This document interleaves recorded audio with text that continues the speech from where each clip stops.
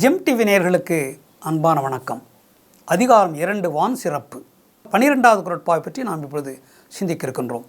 துப்பார்க்கு துப்பாய துப்பாக்கி, துப்பார்க்கு துப்பாயதூவும் மழை.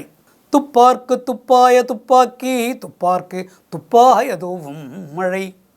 துப்பார்க்கு துப்பாய துப்பாக்கி, துப்பார்க்கு துப்பாயதூவும் மழை. இந்த குறள் மிக சொல்வதற்கு கடினமான குறள். பற்றுக பற்றற்றான் பற்றினை அப்பற்றை பற்றுக பற்றுவிடற்கு. அந்த குறள் சொல்வதும் கடினம். ஏனென்றால் துப்பு துப்பு துப்பு துப்பு என்று பலவித 5 6 மொத்தம் 7 சீரிலே 5 சீர்களிலே இது வருகிறது. துப்பு துப்பு என்று. துப்பு என்றால் பயன்படுதல், நமக்கு உயிரினங்களுக்கு பயன்படுவது, எல்லா உயிரினங்களுக்கும் பயன்படுவது. எது என்றால் தண்ணீர் தான். இதை அனுபவிக்கக்கூடியவர்கள் மனிதன் மட்டுமல்ல, பயிருக்கும் நீர் தேவை, பறவைகளுக்கும் விலங்குகளுக்கும் நீர் தேவை, புழு பூச்சிகளுக்கும் நீர் தேவை. இந்த பூமியிலே நீர் இருக்கின்றது, ஈரமாக இருக்கிறது. அதனால் தான் பூமி. ஏன் பூமியிலே பயிர் செய்கின்றோம்? ஏற்கனவே அதில் ஈரம் இருக்கிறது. இந்த பூமி 3 பங்கு கடலால் சூழப்பட்டிருக்கிறது. இந்த பூமியிலே 3 பங்கு அளவுக்கு கடல் இருக்கிறது, 1 பங்கு தான் நிலம். அப்படி ஏன் படைக்கப்பட்டது இந்த பூமி என்றால், இவ்வளவு 3 பங்கு நீர் இருப்பதனால்தான் இந்த பூமிக்குள்ளே ஈரப்பதம் இருக்கிறது. இல்லை என்றால் இந்த பூமி வறட்சி அடைந்து எந்த புழு பூச்சிகளும் எந்த உயிரினங்களும் வாழ முடியாது. மண்ணுக்குள்ளே எத்தனையோ உயிரினங்கள் வாழ்கின்றன. பயிர் பச்சைகள் எல்லாம் எப்படி மண்ணில் தானே விளைகின்றன பயிர்கள் எல்லாம். அந்த பயிர்கள் ஒன்றுமில்லை, ஒரு புல் என்று இருக்கிறது. மாடு மேய்கிறது புல். அந்த புல் வளர்கிறது என்றால் நாம தண்ணீர் ஊற்றுகிறோம்? நாம் தண்ணீர் ஊற்றுவதில்லை. சில இடங்களிலே பனை மரம் தானாக விளைகிறது, வளர்கிறது. யாரும் தண்ணீர் ஊற்றுவதில்லை. மூங்கில் மரம் தானாக வளர்கிறது. யார் தண்ணீர் ஊற்றுகிறார்கள்? அது பூமியில் இருக்கின்ற ஈரத்தை உறிஞ்சி அந்த புல் பூண்டுகள் எல்லாம், மூங்கில் பனை போன்ற தாவரங்கள் எல்லாம், நாணல் கோரைப்புற்கள், இன்னும் எத்தனையோ வகையான புற்பூண்டுகள் எல்லாம் யாரும் நாமெல்லாம் தண்ணீர் ஊற்றுவதில்லை. பூமிக்கு உள்ளே இருக்கின்ற தண்ணீரை அது வேர்களின் மூலமாக உறிஞ்சி வளர்கின்றன. அப்படி எல்லா உயிரினங்களுக்கும் பயிர்களுக்கும் உணவாக அந்த நீரை உண்டுதான் எல்லா உயிரினங்களும் பயிரும் மனிதனும் எல்லாம் அந்த நீரை பயன்படுத்தி கொள்கின்றன. துப்பு ஆக்கி கொள்ளுதல் என்றால் பயன்படுத்தி கொள்ளுதல். நாமும் அதை பயன்படுத்திக் கொள்கிறோம். நமக்கு அது பயன்படுகிறது. அந்த நீர் நமக்கு பயன்படுகிறது. நுகர்கிறோம், நீரை நுகர்கிறோம், காற்றை நுகர்கிறோம். அந்த நீரை நாம் எடுத்துக்கொள்வதனால்தான் நமக்கு உயிர் இருக்கிறது, பயிருக்கு உயிர் இருக்கிறது, நமக்கு அது உணவாகிறது.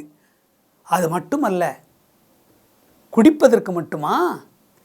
குடிப்பதனால், நீரை குடிப்பதனாலே நம்ம உயிர் இருக்கிறது. சமைப்பதற்கு என்ன வேண்டும்? தண்ணீர் வேண்டும். துணி துவைப்பதற்கு என்ன வேண்டும்? தண்ணீர் வேண்டும்.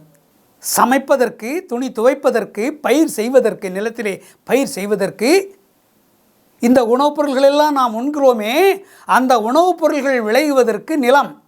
அந்த நிலத்தில் கூட தண்ணீரை ஊற்றினால்தான், தண்ணீரை பாய்ச்சினால்தான் அந்த பயிர் விளைந்து அதிலிருந்து தானியங்கள் கிடைத்து, அந்த தானியங்களை வேக வைக்கின்ற பொழுது கூட தண்ணீர் ஊற்றி வேக வைக்க வேண்டும். பாத்திரத்திலே தண்ணீர் வைத்து அதிலே தானியங்களை விட்டு காய்ச்சினால்தான் உணவாகும். தண்ணீர் இல்லாமல் எந்த உணவையும், சில உணவு வகைகளை நாம் சாப்பிட முடியாது. தண்ணீர் காய்ச்சி தண்ணீரில் அந்த தானியத்தை வைத்து அதை மிருதுவான உணவாக்கி அதை சாப்பிடுகின்ற பொழுது ஜீரணமாகும். ஆக சமைப்பதற்கும் அந்த பயிர் விளைவதற்கும் நாம் அந்த தண்ணீரை பாய்ச்சுகிறோம். அதற்கும் தானியங்களை கொண்டு வந்து உணவாக சமைப்பதற்கும் அந்த தண்ணீர். சாப்பிடுகின்ற பொழுது நமக்கு தொண்டையிலே அடைத்து கொள்ளுகிறது சாப்பாடு. தண்ணீர் அருந்துகிறோம், உள்ளே வயிற்றுக்குள்ளே போகிறது. வயிற்றுக்குள்ளே சென்ற பிறகு கூட அந்த உணவு ஜீரணமாவதற்கு நாம் அடிக்கடி தண்ணீர் குடிக்க வேண்டும். ஒரு நாளைக்கு ஒரு மனிதன் 5 லிட்டர் தண்ணீராவது குடிக்க வேண்டும் என்று விஞ்ஞானிகள் சொல்லுகின்றார்கள். 5 7 லிட்டர் தண்ணீர் குடிக்க வேண்டும் என்று சொல்லுகிறார்கள். இந்த உயிர் நிலைப்பதற்கு எவ்வளவு தண்ணீர் தேவைப்படுகிறது என்பது எவ்வளவு முக்கியமானது, எவ்வளவு இன்றியமையாதது. மனிதனுக்கு மட்டுமல்ல, பயிர்கள் விளைவதற்கும், உயிரினங்கள் எல்லாம் வாழ்வதற்கும். எல்லா பறவைகளும் நீர் இல்லாமல் வாழ முடியுமா? அதுவும் நீர்நிலைகளுக்கு சென்று அமர்ந்து அந்த நீரை உண்ணுகின்றன. விலங்குகள் எல்லாம் போய் குடிக்கின்றன. ஒரு நாய், பாலைவனத்திலே தண்ணீர் கிடைக்காது. அங்கே நாய் என்று ஒரு நாய் இருக்குமாம் பாலைவனத்திலே. அந்த நாயினுடைய நாக்கிலிருந்து தண்ணீர் ஒழுகுமாம். நாக்கில் இப்பொழுது கூட நீங்கள் பார்த்தீர்கள் என்றால் நாயினுடைய நாக்கிலிருந்து தானாக தண்ணீர், உமிழ்நீர் வழியும் நாக்கிலிருந்து. அங்கு காட்டில் இருக்கின்ற சில வகையான மான்கள், சில மிருகங்கள் அந்த நாயினுடைய நாக்கிலிருந்து வருகின்ற தண்ணீரை நக்குமாம். அந்த நாயிலிருந்து நாயின் நாக்கிலிருந்து ஒழுகுகின்ற தண்ணீரை நக்குமாம், நக்கி குடிக்க உயிர் வாழுமாம். ஏனென்றால் தண்ணீர் கிடைக்கவில்லை. அவ்வளவு தண்ணீராலே எல்லா உயிர்களும் வாழ்கின்றன. தண்ணீர் இல்லை என்றால் எல்லா உயிரினங்களும் அழிந்துவிடும். அதனால் தான் திருவள்ளுவர் துப்பார்க்கு துப்பாய துப்பாக்கி, துப்பார்க்கு துப்பாயதும் மழை, இவ்வளவு நன்மைகளையும் தருவது மழைதான். எவ்வளவு நமக்கு குடிப்பதற்கு மட்டுமல்ல, பயிர்களை விளைவிப்பதற்கு, தானியங்களை அறுவடை செய்து வந்து அந்த தானியங்களை சமைப்பதற்கு, அதை உண்ணுகின்ற பொழுது தண்ணீர் குடிப்பதற்கு, அது ஜீரணம் ஆவதற்கு, இப்படி பல வகைகளிலும் குளிப்பதற்கு, துணி துவைப்பதற்கு, எப்படியெல்லாம் இந்த தண்ணீர் பயன்படுகிறது. அப்படிப்பட்ட தண்ணீரை சேமிக்க வேண்டும். நுகர்கின்ற பொழுது மிக சுத்தமாக அந்த தண்ணீரை நுகர வேண்டும், அனுபவிக்க வேண்டும். அந்த தண்ணீரை மிக சுத்தமான தண்ணீராக வைத்துக்கொள்ள வேண்டும். எந்த தண்ணீரையும் நாம் அசுத்தப்படுத்தக்கூடாது.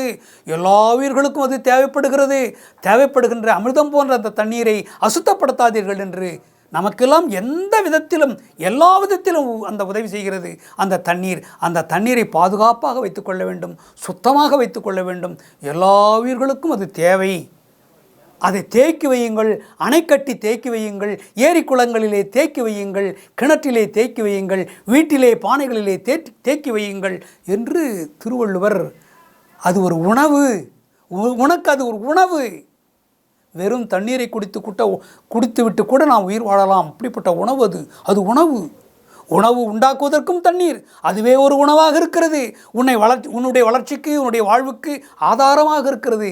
அப்படிப்பட்ட தண்ணீரை வீணாக்காதீர்கள், அசுத்தப்படுத்தாதீர்கள். அது அமிர்தம் என்று நினைத்து பாதுகாத்து அந்த தண்ணீரை பாதுகாப்பதிலே கவனம் கொள்ளுங்கள் என்று இந்த குறட்பா உணர்த்துகின்றது. மீண்டும் நாளை சந்திப்போம்.